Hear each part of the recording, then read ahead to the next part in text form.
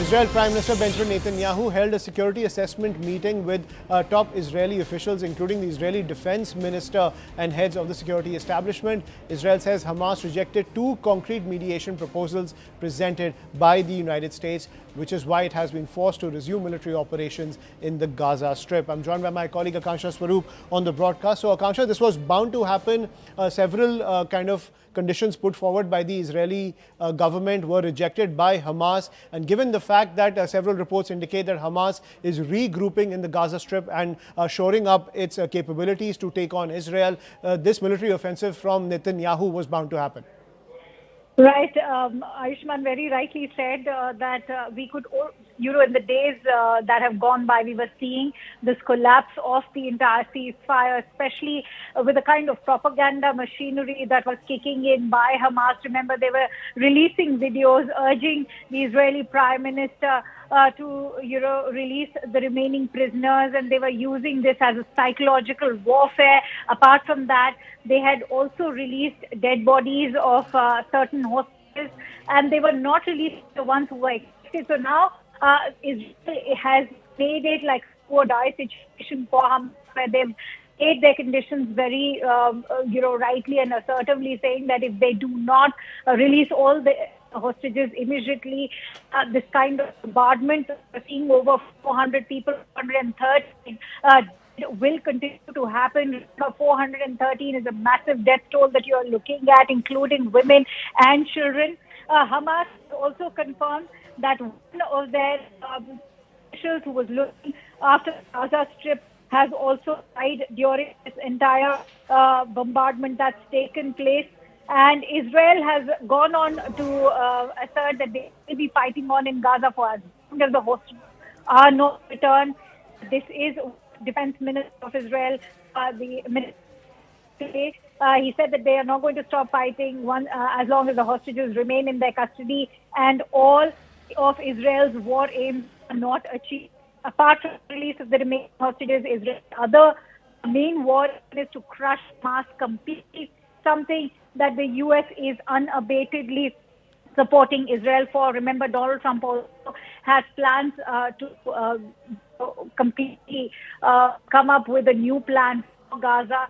So is this the beginning of plan the United States has? Remember, much hopes were being shelved after the Middle East convoy of Donald Trump, that is Steve Witkoff, had visited. He had ensured that ceasefire takes place, and it happens in a staged manner. It was happening in a phased manner so far, but this recent bombardment with over 400 people killed, remember, UN's already indicated their hospitals are full.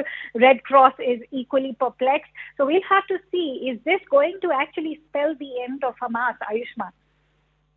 Right, Akanksha, at the same time, clearly Donald Trump was also pushing to be the peacemaker president when it comes to the entire situation, both in the Middle East as well as the conflict between Ukraine and Russia. But clearly, Hamas not a taker when it comes to any kind of mediation, also given the fact that Hamas still has several Israeli hostages in its custody. When it comes to the crackdown on Hamas, clearly Israel and the United States on the same page, including several members of the European Union now increasingly, given the fact that Hamas has always been a roadblock to any peace efforts coming in from the Israeli side as well as the American side, and given the fact that Hamas has continued its anti-Israeli operations in the Gaza Strip. So it seems that when it comes to the entire PR war, Hamas has been on the losing side in the last few months. Absolutely, it is. Israel has been extremely firm and assertive. In fact, Israel's envoy to the UN, Danny Dano, has already said that they are allowing that the strikes will continue. He's also indicated that the Security Council will convene tomorrow to discuss the situation in Gaza. And it is time for the countries of the world to take seriously Israel's own unwavering commitment to bring all their hostages home and defeat the enemy. He's gone on to say that nothing's going to stop them. At the same time, remember, the statement coming in from the White House, Ayushman, is that Israel has already consulted with U.S. President Donald Trump's administration before launching the overnight strikes in Gaza, which are not just targeting Hamas.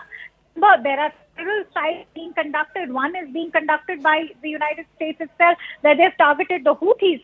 So, in fact, the press secretary, Caroline Leavitt, has gone on to say that the Trump administration and the White House have been consulted by Israelis as far as this entire Gaza attack was concerned. And President Trump has made it amply clear that the Houthis, Iran, Hamas, all those who seek to terrorize not just Israel, but also the United States of America will see a price to pay and all hell will break loose. I'm actually quoting the White House press secretary verbatim. And if that is the kind of stance that you're seeing coming, not just from Israel, but also from Washington, that goes on to underscore the commitment to eliminate terrorism, all its forms. Many would, in fact, critics of the Trump administration would weigh in saying that this could perhaps also mean, that Donald Trump is now, looking at his own real estate development concerns regarding Gaza. But whatever it may be, it certainly seems that this entire force which you see United States and Israel together is unstoppable and invincible at the moment.